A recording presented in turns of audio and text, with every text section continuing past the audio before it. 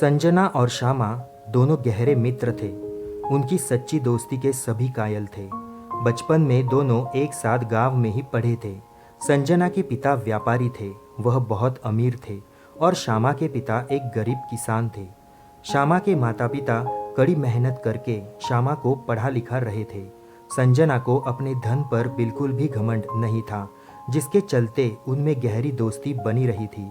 श्यामा गरीब होने के बावजूद भी हमेशा संजना की मदद किया करती थी। एक दिन की बात है, संजना और श्यामा को परीक्षा के लिए स्कूल जाना था, जो कि गांव से ज़्यादा दूर था।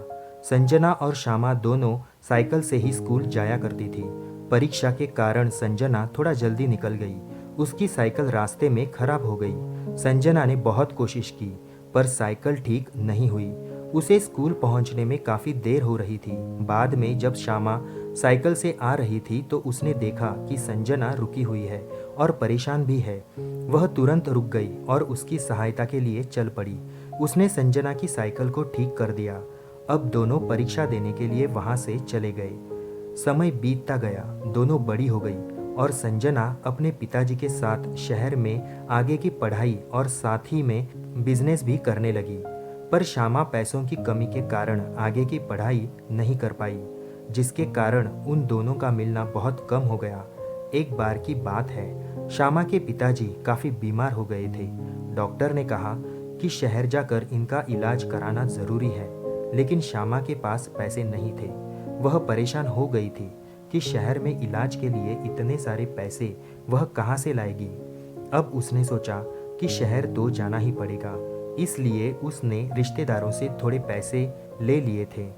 अब श्यामा पिताजी को शहर ले आई और एक अच्छे अस्पताल में भर्ती भी करवाया।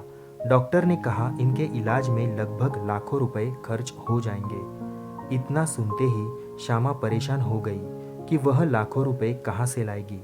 बाद में संजना को पता चला कि श्यामा के पिताजी का इलाज शहर में ही चल रहा है।